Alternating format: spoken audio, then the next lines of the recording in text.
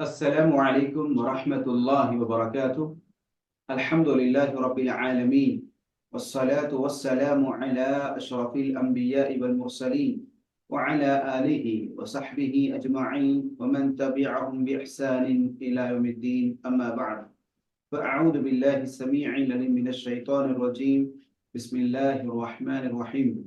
لا إله إلا أنت سبحانك إني كنت من الظالمين. وقال النبي صلى الله عليه وسلم: لا إله إلا الله العظيم الحليم، لا إله إلا الله رب العرش العظيم، لا إله إلا الله رب السماوات ورب الأرض ورب العرش الكريم. సర్వ స్తోత్రాలు పొగడ్తలు సకల లోకాల సృష్టికర్త అయిన అల్లాహ్ అజ్జా వజల్లాకు మాత్రమే శోభిస్తాయి. సకల చరాచర కోటిని, సర్వ మానవుల్ని కేవలం 6 రోజుల్లో సృష్టించాడు. ఆ తర్వాత అర్ష్ పైన ఉండి సమస్తాన్ని పరిపాలిస్తున్నాడు, పోషిస్తున్నాడు. మనందరి సన్మార్గం కొరకు ఎంతమంది ప్రవక్తలు ప్రభావితం చేయబడ్డారు, వారందరిపైన ప్రత్యేకంగా చిట్ట చివరి ప్రవక్త ముహమ్మద్ రసూలుల్లాహ్ సల్లల్లాహు అలైహి వసల్లం వారిపై అల్లాహ్ తఆలా యొక్క శాంతి శుభాలు కారుణ్యాలు వర్షించుగాక. అల్లాహుమ్మ సల్లి అలా ముహమ్మద్ వ అలా ఆలి ముహమ్మద్ వబారిక్ వసల్లిం. ప్రియ ధార్మిక సోదర సోదరిమణులారా, మిత్రులారా, అల్లాహ్ అజ్జా వజల్ల అనుగ్రహంతో అల్హమ్దులిల్లాహ్ మనము ఒక్కొక్క కొత్త దుఆను నేర్చుకుంటూ ముందుకు వెళ్తున్నాము. ఈ రోజు మనం నేర్చుకోబోయే దుఆ ఆపద సమయంలో చదవాల్సిన దుఆ. అల్లాహ్ అజ్జా వజల్ల ఈ ప్రపంచాన్ని పరీక్షా నిలయంగా చేశారు, పరీక్షా సమయంగా చేశాడు. కాబట్టి మనిషి జీవితంలో ఎన్నో సమస్యలు, ఇబ్బందులు, దిగుళ్ళు, బాధలు, కష్టాలు, నష్టాలు వస్తూ ఉంటాయి. అలాంటి సమయంలో మనిషి, ఒక విశ్వాసి అల్లాహ్ అజ్జా వజల్లాతో ఎలాంటి ఒక ప్రార్థన చేయాలి, వేడుకోలు చేయాలి, దాని ప్రవక్త సల్లల్లాహు అలైహి వసల్లం వారు మనకు తెలియజేశారు. ఆ దుఆ ఏంటో ఇన్షాల్లాహ్ ఇప్పుడు మనం నేర్చుకోబోతున్నాము. దైవ ప్రవక్త సల్లల్లాహు అలైహి వసల్లం వారు సెలవిచ్చారు. ప్రవక్త సల్లల్లాహు అలైహి వసల్లం గారు ఇలా చదివారని: కాన నబియు సల్లల్లాహు అలైహి వసల్లం యఖూలు ఇందల్ కర్బ్, అంటే ఆపద సమయంలో దైవ ప్రవక్త సల్లల్లాహు అలైహి వసల్లం వారు ఈ విధంగా వేడుకునేవారు, దుఆ చేసేవారు. ఏంటది? లా ఇలాహ ఇల్లల్లాహుల్ అజీముల్ హలీం, لا إله إلا الله رب العرش العظيم، لا إله إلا الله رب السماوات ورب الأرض ورب العرش الكريم. అబ్దుల్లా బిన్ అబ్బాస్ రదియల్లాహు తఆలా అన్హు గారు తెలియజేస్తున్నారు, దైవ ప్రవక్త సల్లల్లాహు అలైహి వసల్లం వారు ఆపద సమయంలో ఈ దుఆ చేసేవారు. సహీ బుఖారీలో హదీస్ వచ్చింది 6345, 6349. అదేవిధంగా ముస్లిం గ్రంథంలో కూడా హదీస్ వచ్చింది 2730. అబ్దుల్లా బిన్ అబ్బాస్ రదియల్లాహు తఆలా అన్హు గారు దీన్ని మనకు ఉల్లేఖించారు. దుఆను మరోసారి వినండి. లా ఇలాహ ఇల్లల్లాహుల్ అజీముల్ హలీం, لا إله إلا الله رب العرش العظيم، لا إله إلا الله رب السماوات ورب الأرض ورب العرش الكريم، لا إله إلا الله العظيم الحليم، لا إله إلا الله رب العرش العظيم، لا إله إلا الله رب السماوات ورب الأرض ورب العرش الكريم. అల్లాహ్ తప్ప మరొక నిజ ఆరాధ్యుడు లేడు, గొప్పవాడు, అత్యంత సహనశీలి. అల్లాహ్ తప్ప మరొక ఆరాధ్యుడు లేడు, గొప్పదైన మహోన్నతమైన అర్షుకు ప్రభువు. అల్లాహ్ తప్ప మరొక ఆరాధ్యుడు, నిజ ఆరాధ్యుడు లేనే లేడు. ఆకాశాలకు ప్రభువు, భూమికి ప్రభువు, గౌరవోన్నతమైన సింహాసనానికి అర్షుకు ప్రభువు. ఇది దీని ఒక అనువాదము. అల్లాహ్ తప్ప మరొక నిజ ఆరాధ్యుడు లేడు, మహోన్నతుడు, సహనశీలి. ఇక్కడ ఈ దుఆలో అల్లాహ్ అజ్జా వజల్లా యొక్క మహోన్నతమైన, శక్తివంతమైన, విశిష్టమైన తన పేర్లను, గుణగణాలు కలిగిన పేర్లను ఇక్కడ తీసుకోవడం జరిగింది. అల్ అజీం, అల్ హలీం రెండు అల్లాహ్ అజ్జా వ జల్ల యొక్క అస్మా సిఫాత్, సుందరమైన మంచి పేర్లలోని కొన్ని పేర్లు. అల్ అజీం అంటే మహోన్నతమైన వాడు, అత్యంత శక్తిశాలి, గొప్పవాడు అని అర్థం. అల్లాహ్ సుబ్హానహు వ తఆలా 65వ సూరత్ తలాఖ్లో 5వ వాక్యంలో అల్లాహ్ అజ్జా వ జల్ల ఈ యొక్క విషయాన్ని గురించి మనకు తెలియజేశారు. ذلك అమ్రుల్లాహి అంటే ఇది అల్లాహ్ యొక్క ఆజ్ఞ. అంజలహు ఇలైకుం వమన్ యత్తఖిల్లాహ యుకఫిరు అన్హు సయ్యిఆతిహి వయు'దిమ్ లహు అజ్రా. అల్లాహ్ తఆలా ఇక్కడ అజమ అనే పదం నుండి యు'దిమ్ వచ్చింది, దాని నుండి అజీమ్ అనే పదం వస్తుంది. ఇక్కడ అల్లాహ్ అజ్జా వ జల్ల 65వ సూరా తలాఖ్లో కొన్ని విడాకులకు సంబంధించినటువంటి ఆజ్ఞలు ఇచ్చిన తర్వాత ذلك అమ్రుల్లాహ్ ఇది అల్లాహ్ ఆజ్ఞ. అల్లాహ్ అజ్జా వ జల్ల దీన్ని మీ వైపుకు అవతరింపజేశాడు. ఎవడు అల్లాహ్కు భయపడతాడో అతని పాపాలను అల్లాహ్ అతనిని రూపుమాపుతాడు. వయు'దిమ్ లహు అజ్రా అంతరికి గొప్ప పుణ్య ఫలాన్ని పొసగుతాడు. ఇక్కడ అదీం అంటే అదీం అంటే గొప్ప పుణ్య ఫలము, గొప్పది అయినది. ఇది అల్లాహ్ సుబ్హానహు వ తఆలా యొక్క గొప్ప పేరు. కాబట్టి అల్లాహ్ అజ్జా వ జల్ల మహోన్నతుడు, చాలా గొప్పవాడు, శక్తివంతుడు. అల్ హలీం, హలీం అంటే సహనశీలి, అత్యంత సహనశీలి, చాలా ఓర్పు కలిగిన వాడు అని ఖురాన్ గ్రంథంలో ఈ పదం కూడా వచ్చింది. మన అదీం కు సంబంధించి ఆయతుల్ కుర్సీలో వహువల్ అలియుల్ అజీం, ఆయన అత్యున్నతుడు, ఎత్తులో ఉన్నవాడు అత్యున్నతుడు మరియు మహోన్నతుడు అని అదీం కు సంబంధించినటువంటి ఆయత వచ్చింది. ఖురాన్లో మరెన్నో సూరాలు కూడా వచ్చింది. అదే విధంగా అల్ హలీం అని సూర బకరాలో వచ్చింది. సూర బకరాలో 225 ఆయతులో వల్లాహు గఫూరున్ హలీం. అదే విధంగా 235 సూర బకరాలోనే అల్లాహ్ అజ్జా వ జల్ల ఆజ్ఞాపించారు వఅలము అన్నల్లాహ గఫూరున్ హలీం. అల్లాహ్ తాలా క్షమించేవాడు, సహనశీలి, సహనం కలిగిన వాడు అని మీరు తెలుసుకోండి. మొత్తానికి అల్ అదీం అనే ఒక పేరు ఖురాన్లో వచ్చింది. అల్ హలీం అనే పేరు కూడా ఖురాన్ గ్రంథంలో ఎన్నో చోట్ల రావటం అనేది జరిగింది. సోదర సోదరిమల్లారా, ఇక్కడ రెండు అల్లాహ్ అజ్జా వ జల్ల యొక్క పేర్లు రావడం జరిగింది. ఆ తర్వాత లా ఇలాహ ఇల్లల్లాహు రబ్బుల్ అర్షిల్ అజీం, మహోన్నతమైన అర్షుకు ప్రభువు. అల్లాహ్ తప్ప మరొక ఆరాధ్యుడు లేడు. మరి ఆ ప్రభువు మహోన్నతమైన అర్షి యొక్క సింహాసనానికి ఆయన ప్రభువు, అధిపతి. రబ్బుస్ సమావాత్ మరి ఆకాశాలకు ప్రభువు, వరబ్బుల్ అర్ద్ అదే విధంగా భూమికి ప్రభువు, వరబ్బుల్ అర్షిల్ కరీం మరి మహోన్నతమైన ఎంతో ఉన్నతమైనటువంటి ఆ అర్షుకు, గొప్పదైన అర్షుకు కూడా ప్రభువు ఆయనే.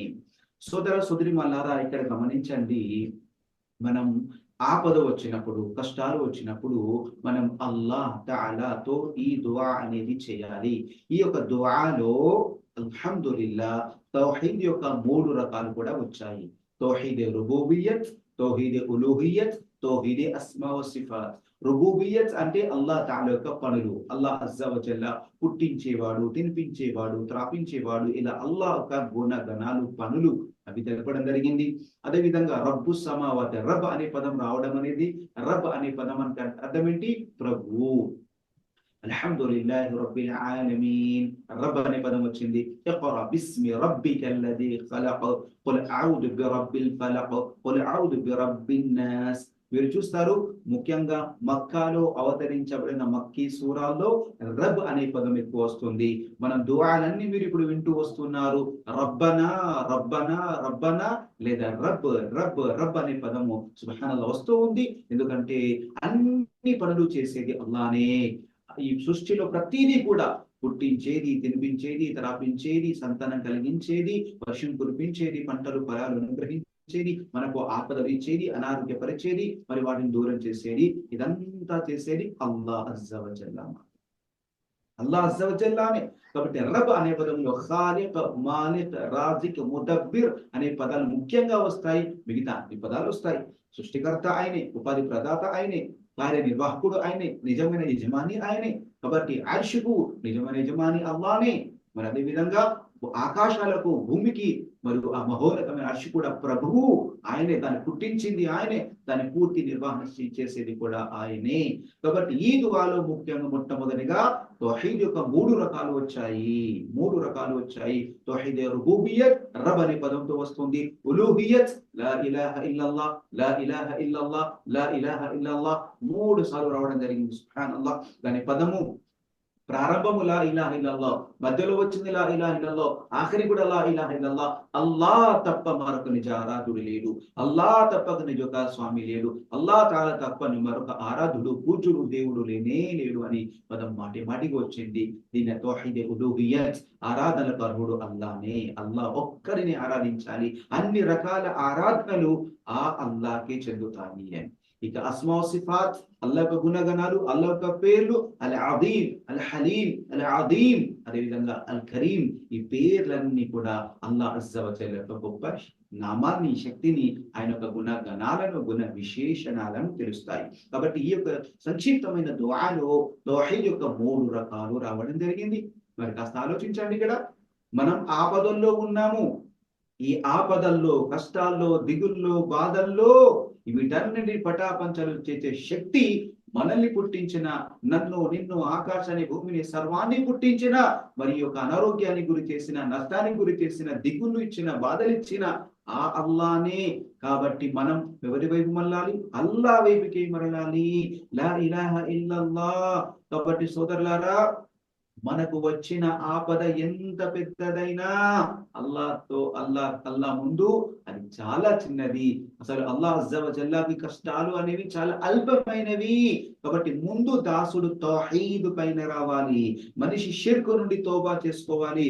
షిర్కు లేకుండా స్వచ్ఛమైన తౌహీద్ తో, ఏకత్వంతో అల్లాహ్ అజ్జా వజల్లాని వేడుకోవాలి. ఓ అల్లాహ్, నువ్వు తప్ప వేరొక ఆరాధుడు లేడు, మహోన్నతమైన వాడివి, సహనశీలి నీవే. సోదరులారా, అలా అదీం ఎందుకు తీసుకురావడం జరిగింది? రబ్బుల్ ఆర్షిల్ అదీం అని మంది తీసుకురావడం కాస్త ఆలోచించండి. ఆయన అదీం, మహోన్నతుడు, సర్వశక్తి కలిగిన వాడు.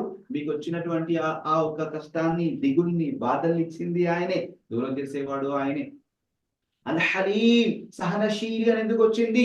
ఎందుకంటే పాపాల వల్లనే, మనం చేసుకునే పాపాలు, మనం చేసుకునే అల్లాహ్ ఔధియత, మనం చేసే పొరపాట్ల వల్లనే మనకేమొస్తుంది?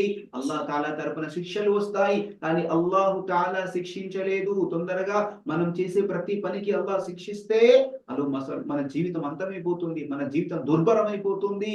కానీ అల్లాహు తాలా వెంటనే మనకి చేసే తప్పిదాలకు శిక్ష ఇవ్వలేదు. హలీం, అల్లాహ్ తాలా కంటే గొప్ప సహనశీలి, ఓర్పు ఎవరికి లేదు. అందుకని హలీం. అన్ని చూస్తున్నాడు దాసుడు, అక్కడ వేడుకుంటున్నాడు, అల్లాహ్ ప్రసాదిస్తాడు, మళ్ళీ తప్పు చేస్తాడు, మళ్ళీ పాపం చేస్తాడు, మళ్ళీ అవిధేకి గురవుతాడు, మళ్ళీ అడుగుతాడు. ఇలా అల్లాహు తాలా అనుగ్రహిస్తూనే ఉంటాడు. అల్లాహు తాలా సహనశీలి. వమా అసాబకుం మిన్ ముసీబహ ఫబిమా కసబత్ ఐదీహిం వయఫు అన్ కతీర్. మీకు ఏదైతే ప్రాప్తమవుతుందో అది మీ చేతులారా చేసుకున్నటువంటి పాపాల ప్రాయశ్చిత్తమే. వయఫు అన్ కతీర్, అందులో చాలా పాపాలను ఆయన తుడిచిపెట్టేస్తాడు, మన్నిస్తాడు. అల్ హలీం అంటే అల్లాహ్ తాలా అన్ని పాపాలను క్షమిస్తాడు. సహనశీలి, రబ్బుల్ అర్షిల్ అజీం. అల్లాహు అక్బర్. మీరు ఏ బాధల్లో, దిగుల్లో ఉన్నారో అది చాలా అల్పమైనది, చాలా చిన్నది. ఆయన ఎవరు? రబ్బుల్ అర్షిల్ అజీం. అర్ష్ అనేది మహోన్నతమైన వసియ కుర్సియుహు సమావాతి వల్ అర్ద్. అల్లాహ్ అజ్జా వజల్లా కేవలం ఆయతుల్ కుర్సీ 255లో కుర్సీ యొక్క ప్రస్తావన తీసుకొచ్చాడు. కుర్సీ ముందు అల్లాహ్ తాలా యొక్క కుర్చీ ఏదైతే ఉందో, పాదపీఠం ఏదైతే ఉందో, ఆ పాదపీఠం ముందే సప్తాకాశాలన్నీ కూడా అల్పంగా వస్తే ఆవరించి ఉంది. అలాంటిది ఇక అల్లాహ్ తాలా అర్ష్ సింహాసనం పైన అల్లాహ్ యొక్క పాదపీఠం కూడా ఆవరించి ఉంది. దానికి ప్రవక్త సల్లల్లాహు అలైహి వసల్లం గారు ఒక ఉదాహరణ ఇచ్చారు. ఒక పెద్ద మైదానంలో ఒక రింగ్ ఉంగరాన్ని పెడితే పరిమాణ రీత్యా ఎలా ఉంటుందో అలా అర్ష్ ముందు కుర్సీ ముందు ఇవన్నీ కూడా అంత అల్పంగా ఉంటాయి. కాబట్టి అలా అదీం, అది ఆ ఒక అర్ష్ కూడా బహోన్నతమైనది. అల్లాహు అక్బర్. బహోన్నతమైన అర్ష్ అది. అల్లాహ్ అజ్జా వ జల్లా ఈ పూర్తి విశ్వానికి అతీతంగా, ఈ విశ్వానికి మనం ఎంతగా దీని ప్రపంచం గురించి ఆలోచిస్తామో, మనం ఎంత ఇమాజిన్ ఊహించగలుగుతామో, ఈ విశ్వానికి అతీతంగా 7 ఆకాశాల పైన అర్ష్ పైన ఉన్నాడు. అల్లాహు అక్బర్. అర్ రహ్మాను అలల్ అర్షి ఇస్తవా. అర్ష్ పైన ఉన్నాడు అల్లాహ్ అజ్జా వ జల్లా. అక్కడి నుండి పరిపాలిస్తున్నాడు. కాబట్టి బహోన్నతమైన అర్షుకు ప్రభువు ఆయన. అలాంటి ప్రభువును వేడుకున్నప్పుడు నీ బాధ అనేది అల్లాహ్ తాలా దాన్ని దూరం చేస్తాడు. కావాల్సింది ఏంటి? ఆ ఆపదల్లో నువ్వు ఏకత్వంతో ఆ ప్రభువునే, ఆ అల్లానే, నీ నిజ స్వామిని, నిన్ను పుట్టించిన వాడిని నువ్వు ఆరాధించాలి. ఇది ఇక్కడ చెప్పబడుతుంది. రబ్బి సమావాత్, ఆయన ఆకాశాలకు ప్రభువు, భూమికి ప్రభువు. రబ్బుల్ అర్షిల్ కరీం, మరి మహోన్నతమైనటువంటి, అది గొప్ప విశాలమైనటువంటి అర్షుకు ఆయన ప్రభువు. సోదరుల దగ్గర చూడండి, ఇక్కడ అల్ అదీం, అల్ హలీం 2 పదాలు వచ్చాయి. అర్ష్ అనేది 2 సార్లు వచ్చింది ఇక్కడ.